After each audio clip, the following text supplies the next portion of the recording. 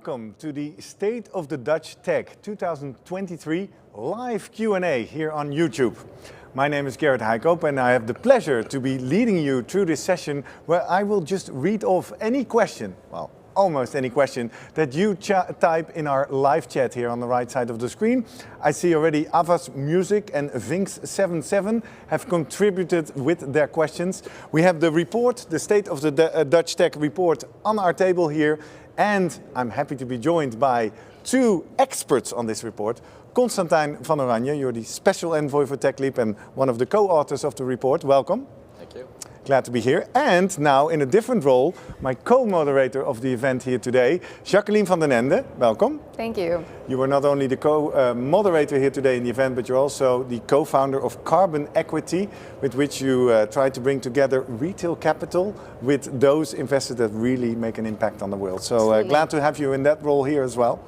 Before we dive into our audience questions, Constantijn, those who have just missed the live stream and the event, what would you say are the key changes in relation to the State of Dutch Tech last year and the year before?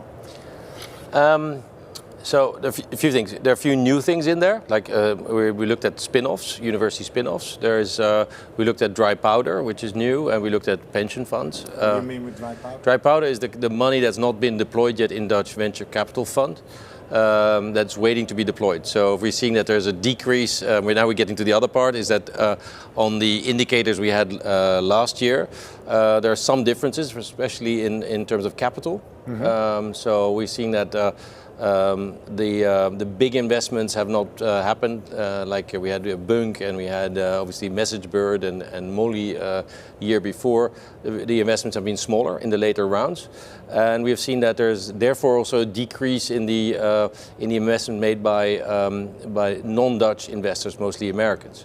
So those are definitely differences. We're seeing also that there is more investment in the early stage, given that because of the effects of inflation and basically seeing a lot of tech companies struggling that are listed, and that is a reference point to valuations in the non-listed from the non-listed companies. Seeing that those investments have been much less, so we're seeing shifts there.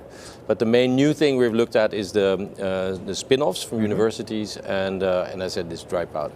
Yeah, and regarding those spin-offs, what did you see? What is the key finding from the report we need to know? Yeah, so one thing it was quite difficult to actually get the data.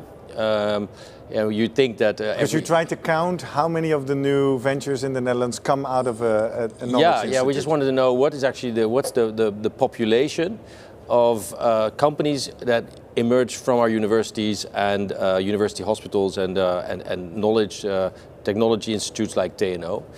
And we found that over the whole history, there have been about 750, which is not that much considering that we have over 20 universities, university hospitals and these knowledge institutions that produce spin-offs. So it's about 50 a year in the last years.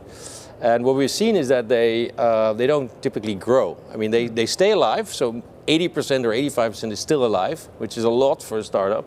But they're still, most of them are still under 10 FTEs, so no growth. Which means that, or an assumption would be, and we have to dig into this deeper, is that they find all kinds of subsidies or other little pots of money to stay afloat, or they get some revenue and the revenue will keep them afloat, but they don't really go into this scaling phase, which you'd expect from these companies. The other thing obviously is that it takes more time because very often they emerge from research projects, and actually the beginning of the startup life is still very much a research project. And typically you have around 10 researchers running it until you bring in your first commercial person, and then you maybe start bringing your finance person in, and maybe an external entrepreneur. So that's quite typical. Mm-hmm. But yeah, slow, I would say stagnation and not a very high production of these spin-outs. And that is a problem we learned on stage because there's perhaps talent or capital wasted that could be deployed to more growth and more impact. Yeah, in a sense, the stagnation has the risk of keeping too much capital and also talent, but also technology, basically captured in a vehicle that's not bringing the kind of speed and growth that you'd expect. Interesting takeaway. I see questions coming in from Ilko Ronner. Xinyan Wang is also contributing. Keep doing that. But first, I'd like to know from you, Jacqueline. You have experience on both sides of the table as an investor, as an entrepreneur. You've been reading this report. What is something that you tell to others? Like, I've been reading the State of the Dutch Tech. This is what stuck with me. A couple of things. I think the first thing is that we're doing pretty well as a Dutch tech ecosystem, I would say. For me, Techleap plays a very important role in that, in really bringing the ecosystem together through programs such as BOLD and the RISE program. A couple of things that stuck with me. I think the first thing is co-investments. Co-investment is sort of a new topic to think about. I would agree with what Brian Burke said from Keen Venture Partners during the main show, that Dutch investors are a little bit more insular. They're trying to sort of keep the best deals for themselves, whereas there can be so much value in partnering together with other funds, be it national funds or international funds. One, in creating bigger deal sizes. So for example, the way that Christian Roth syndicated his 22 million Series A by pulling in together multiple parties, but also preparing for future funding rounds. If in this first funding round you already get an international investor on board, it helps you better prepare for follow-on funding rounds in the future. So I thought that was a very interesting takeaway. So both the founders themselves, the investors, and also the ecosystem should be alert on that and see if they can agree that. It's a nice segue into the question of Vink77, who wrote, how can we solve the Dutch self-doen, doing it yourself, that obstructs collaboration? Okay, that's a statement. How can we learn to truly collaborate instead of networking for the sake of peeking in other kitchens? Was a key message here in the room. We need to connect, we need to network. Well, you said we're even in regional silos. Meets in a lot of meeting rooms, so there's no lack of talking in the Netherlands, and it's sometimes there's a lack of doing, and so the polder really sometimes is brings in all the different interests, and they don't peek into each other's room. They try to defend their own interest, and they don't build something bigger. So I think the question. So that relates to the do-it-yourself mentality. Do you recognize that? It's I don't know. I think it's maybe not only do-it-yourself. We want to silo everything. So it's siloed geographically. So you are from this city and not from the other, which is for an entrepreneur completely useless because you'll get your people from all over the world, and your markets are international. And so why would you be competing with another city? So that's one. I think in sectors. So there's hardly any cross-sector networking or community. The fintechs maybe know the fintechs. Very often they don't even know each other. So the Netherlands doesn't network very well. And also Finks is adding to your conversation. It says it's seriously more easier to collaborate with companies of France, Germany, and Belgium than within the Netherlands. That's true. That's true. You say that's sort of like the scarcity mindset, right? That there is a limited pool of opportunities. There's a limited pool of startup opportunities that you can invest in as an investor, and therefore you have this sort of competition mindset instead of like a collaboration mindset. And I agree with you. At times, it feels like in the Netherlands, our ambitions, both on the founding side and the investor side, are sort of capped by the size of our relative geography. Yeah, so we live in a small country, and so we think small. Yeah, but then we also, I mean, if you compare, for instance, with Scandinavia, especially Slush, Slush is an event-based or a community based on an event, and you can have communities based on sectors and all that. But they really manage to pull in everybody, and everybody is collaborative and sharing, which really creates much more opportunity for everyone. There's a lot of investors there, but they come from the US. I mean, you have the Prime Minister who's present, and there is the CEO of Nokia. Everybody feels that this is something that they share in common, and that's what we've been trying to build with BOLD actually in the Netherlands through Techleap. To make program. It's a community. Of a community, so we now have about 600 companies and about 250 300 companies and about 600 founders, co-founders, and because we felt that they were not meeting each other, and they had much more to give than all these programs basically have. The founder, your founder has been is a year ahead of you, will have many of the answers to your question. And they were just not meeting each other. So just bringing them into contact and ensuring that there's more transparency has been, I think, really powerful, and we should do much more of that. Do you envision a Slush-like conference for Bold, thinking a few years ahead? I don't really know. I mean, there's so many events, and you have the Next Web, and you have other places where this can happen. I don't think adding an event. I don't know. I don't know if it's gonna make a real difference. Maybe it should. We were doing that now for the community itself. So we're gonna have a pure, a meeting only for the founders of the Bold community, which is now a pretty big community, and we'll add up a kind of a social event where there will also be other people, investors and other people that are in the ecosystem that can come for the social part. But the content part, we really want to keep for founders only. On the founders, yeah. Andrea Moga is also contributing to the conversation, writing, "Fear of competition will only block us from collaborating and growing further. Focus on how you can grow rather than what the other is doing." So I guess what I learned from you, Constantijn, from the Slush example that you share, is bringing the people together automatically creates an atmosphere where sharing will start to happen. No, I think it's not automatic. You have to be very generous. Exactly. So just bringing them together with a commercial mindset is not going to work, because you really have to be, in that sense, supportive, but also you shouldn't be patronizing. So very often we think, we have to help these entrepreneurs. No, I mean, if you're an entrepreneur that needs a lot of help, then and you haven't found it yourself or sought it yourself, then probably you're not a very good entrepreneur. And especially you see this with especially public funded programs. You want to help too much, and therefore we get this flatlining. You get all these companies that don't grow fast enough. The tough love you mentioned as a call to action for the incubators and it's probably the best thing you can do is being brutally honest and supporting people that are on a big mission, but they do sometimes need a bit of guidance. And other entrepreneurs can give the best guidance, I think. Exactly. A question that came in early from someone called Avas Music. He or she sent several questions. I pick up the second one. It's about that international context. Can we, the Dutch startup talent, compete with the speed of fundraising in the deep tech with the UK and the US, which often seems to go as fast as a lunch break over here? Oh. Jacqueline, do you recognize that things in the US or in the UK are going so much faster, especially in regards to the deep tech sector? Yes, I do. A couple of reasons for that.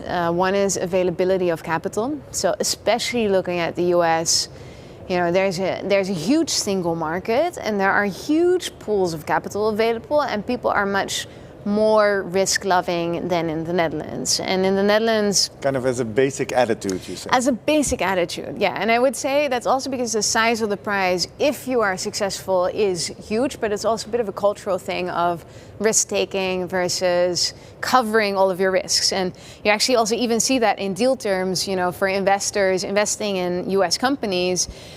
It's, as Brian said earlier, it's very standard deal terms, and in the Netherlands, investors try to sort of cover every single risk with special terms in deals. So that's a bit of a cultural thing. And so in the Netherlands, we don't have enough huge funds that can really do the 50 to X 100 million type investments that we really need to fund these breakthrough technologies. We don't have that much funds that really focus on hardware or deep tech type investments, and the attitude is less. So, I mean, it is possible, and I think Invest.nl for me is playing a huge role in this, really, in really catalyzing breakthrough companies that need a longer runway and that are higher risk and might not be able to get finance from the standard market.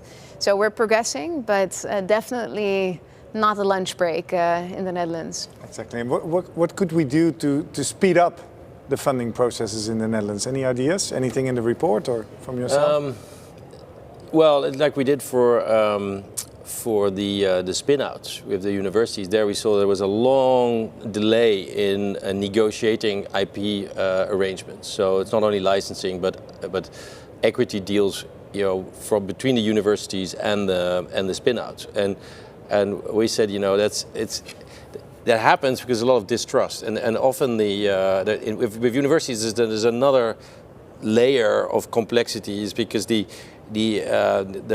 founder is often an academic who is employed, and so there's an employer relationship, and they don't really want him to leave because they also should teach and they should do research, and then starting a company will be a distraction, or even you might lose that talent. So there are conflicting interests, and you all have to try to capture that within a contract. And so we said, but these problems are all the same. And so if you have to repeat that every single time, and there's distrust because this is the first time that scientist or the kind of more scientific entrepreneur is doing this, then they don't know what they're into, and so there's a fiduciary duty of the universities to be more generous with their understanding of the kind of problems, be more supportive of the entrepreneurs, but basically having an open set of terms where everybody can basically trust them and say, okay, they might not be 100%, they might be 60, 70, but at least we know what is fair, and then we can improve on them. Yeah. So now if a researcher wants to spin out a company, pretty well knows that in Delft and in Groningen and in Twente or Eindhoven, he's getting pretty much the same deal. And there's actually those are the standardized deal terms that were presented here today. And it brings back, they tested this now in Twente, it brings back the negotiation time from 8 months to 2 months. Wow. And 2 months is still long, but at least you're saving 6 months, which is a critical time to market. So that's one thing you can do for this specific category of companies. Exactly. Those audience members who hear this for the first time, this was announced here today. There's been a working group of the Dutch universities who've been working together to lay out this first version of the standardized deal terms, and as we mentioned in the event as well, this is work in progress, will be fine-tuned, so keep following that. Another kind of dilemma, I guess, speed of funding is one. Here's another one related to speed. Eelco Ronner is writing, the societal challenges in care and climate change need innovative solutions. We talk a lot about that here today. Many of the highly promising solutions might not be a short-term global investable business proposition. Yes. How to bridge this challenge? Any ideas, visions? Yeah, this is a very recognizable problem. So, I think you are actually working on that with your company, right? Absolutely. Certain technologies, think about nuclear fusion, think about carbon removal technologies, think about electric aviation, are really nascent technologies, very complex, very R&D intensive, and very capital intensive. And that just does not fit the business model of your average VC fund in the Netherlands that raises, I don't know, hundreds up to 300 million euros. So this is where these companies, especially when they go from prototype phase, where they have proven the initial technology, up to commercialization phase, where they, for example, need to build a plant to scale up the technology, lack capital. Because it's too costly or too risky for VCs, it's too risky for the banks, and so companies run into a funding gap. And for me, this is where especially government players such as Ende can really help bridge the gap. But there are also catalytic funds, which are semi-philanthropic funds, so where people accept a much higher risk profile or a much longer duration type investment to help bridge that funding gap. Exactly. So there's these type of players that need to be able to solve that gap specifically for these complex societal challenges. It's really a market inefficiency, and that is where the government can play a huge role, in my opinion. Yeah, and I think there is there's sometimes too much wishful thinking, and also in government they see a beautiful technology. Let's say there was one I can't remember a powdered form of hydrogen, for instance. And everybody immediately sees how incredibly powerful that could be. You don't have the transportation costs, and it's like, oh great, but it takes a long time to develop. There are alternatives. You have to look at what's the pricing of this product? How does it fit in existing supply chains and in existing engines, or so all that's really complex. And we kind of think that once you got a technology, and even if the technology is proven, we all get really excited, and then is when governments start putting in a lot of money. But you have to then really think through, how does this enter the market? You know, which sector do you want to really go for? I mean, we have this. We had a conversation actually with the Prime Minister this morning with Overstory, and they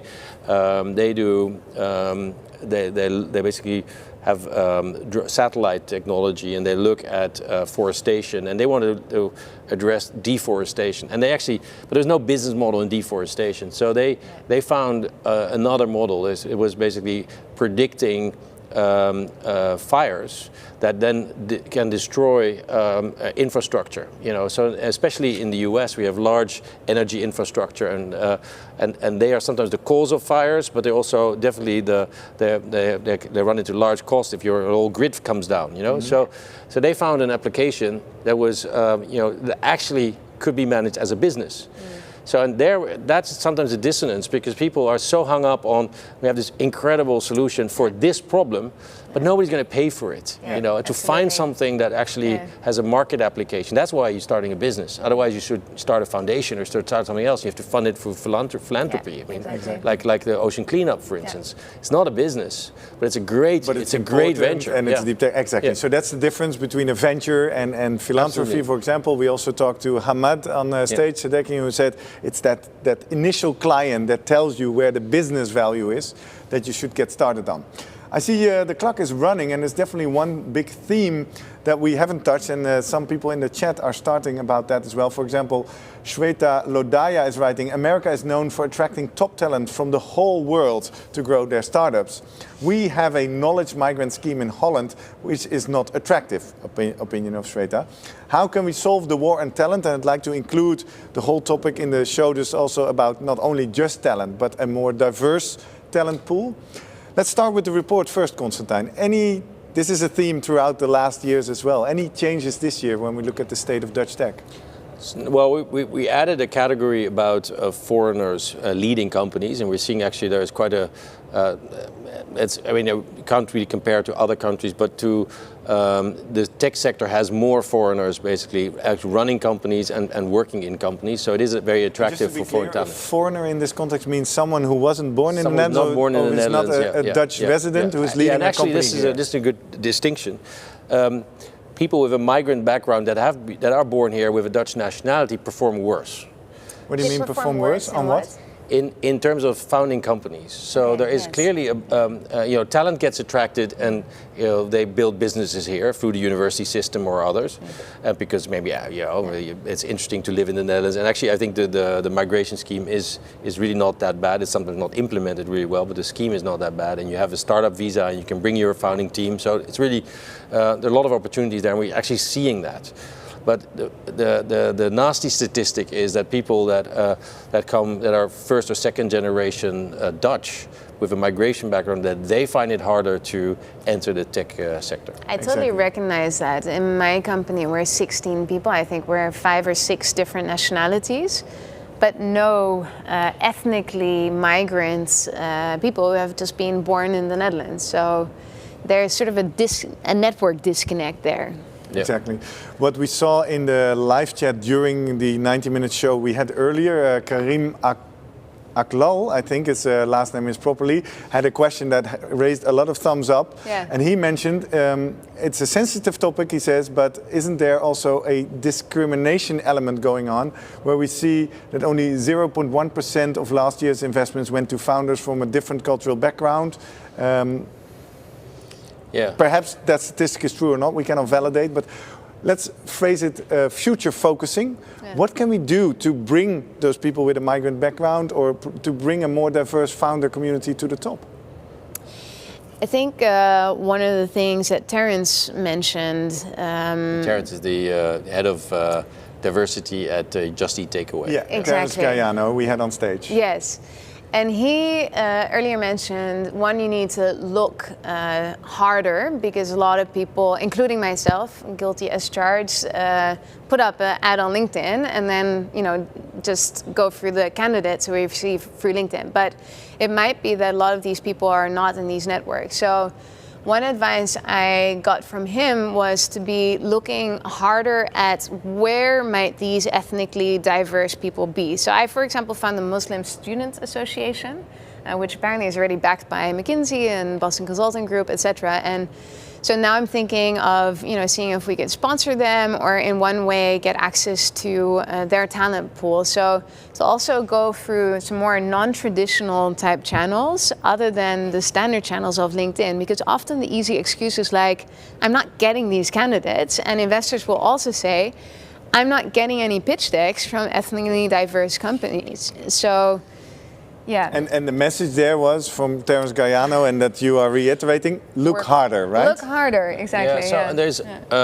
so one thing we're doing is, because we've seen that also the leadership teams are not very diverse, so we're creating a community of, we call them exceptional leaders in tech, so people from all different backgrounds, to make sure that they are there and that they have also a community to go to. And not everybody gets labeled. You have the LGBTQ label, and there's the black label, and there's everybody has so many labels. But it's fact is that you're different. You have a different perspective, but you bring a lot of really relevant insights. So that's one part. But I think what we've seen on the investor side is, for instance, that female-led investment funds have no difficulty finding deals, but male-led do. And so we think, well, why is that? Is that just because you're branding yourself too masculine or so? And it's probably not even that. I think, I can't prove this yet, but my hypothesis is that that we also see that women are more hesitant to take on venture capital, because they want to kind of make sure that the business is running first before they bring in something, some capital or other external influence, and when so they don't go to these other funds. So it's true, these funds don't see them. They don't see. So we don't see the companies. No, because they would otherwise be bootstrapped.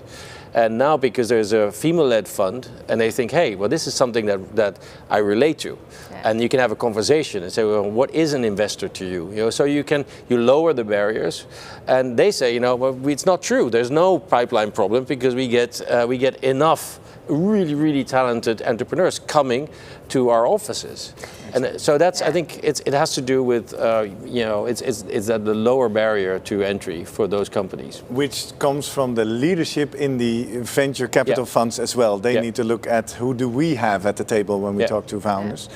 You're nodding? Yeah, I would say it's also a structural issue, because one of the questions is why are women more hesitant to go out and raise VC funding? And my hypothesis there is that women typically have less self-confidence when it comes to building a company or raising capital. And one of the reasons for that is that, at least when I grew up, you only saw examples of men. So there were plenty of examples of male CEOs and male investors, but very few examples of female successful tech founders. I mean, if we look at the US at the era of Facebook, like what female founders do we know other than Tyrannos, who is now in jail? So not a great example.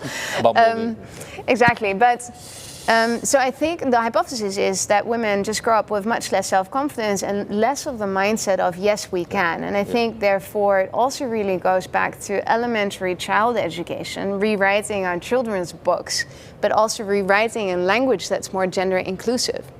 I was at and we brought now the conversation back to gender again. My curious question would be, and ethnically diverse.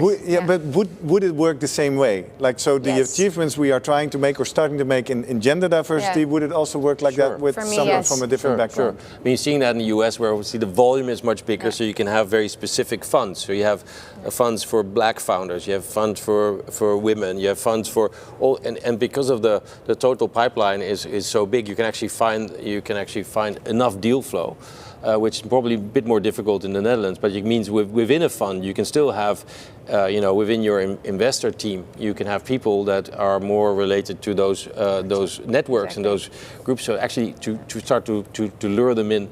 And to get more in contact investment with them. Yeah. At least if we all agree that this is important, right? Two final, and I think we do, but I want to reiterate the point that this is not just something we pay lip service to, but if you find this important, as Terence said, you have to make it a project. Exactly, make it a project. Short question, Zian Wang is asking you, ask him about the honey badgers. In this context, is this a place to elaborate on that a little bit? Say what?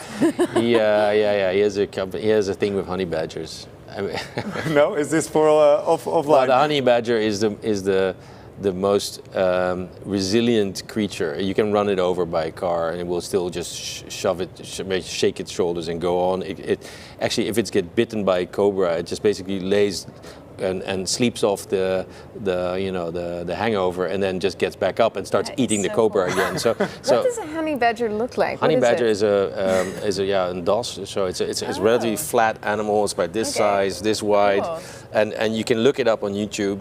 It's an hilarious animal because it's very bright, but it's also super resilient and very aggressive. So it's indestructible. We need entrepreneurs, funders, investors with that spirit, with the honey badger spirit. Love that. Final question.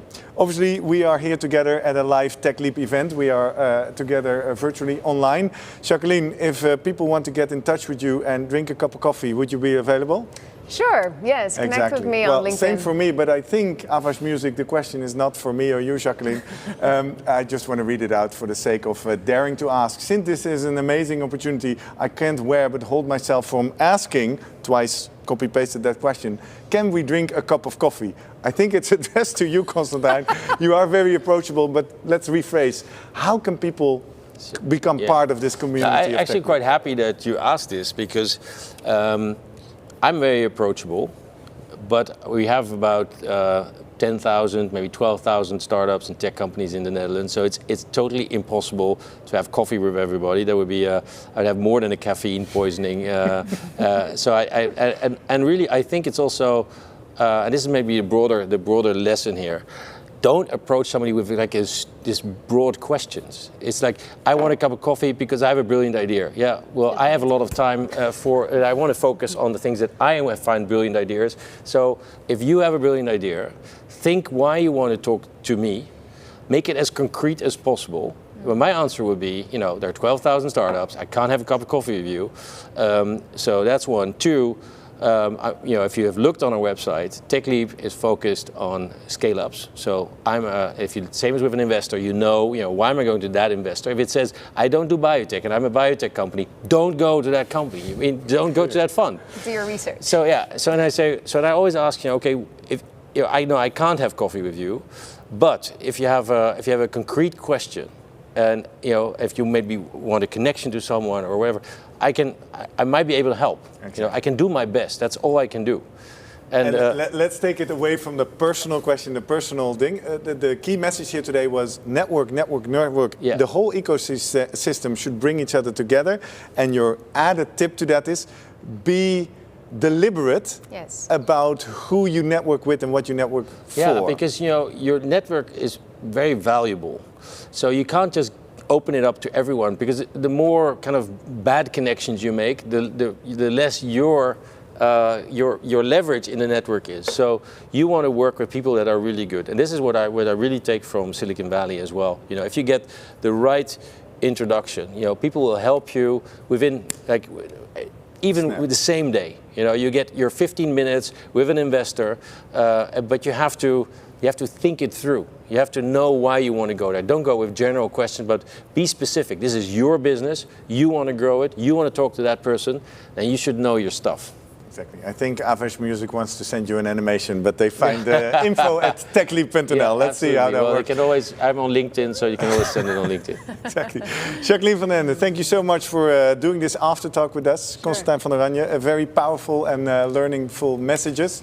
And thank you for taking the opportunity of the fact that we are live. Thank you for sending in your questions. And remember, let's connect and let's really increase that flying wheel of Dutch tech all together. See you next time.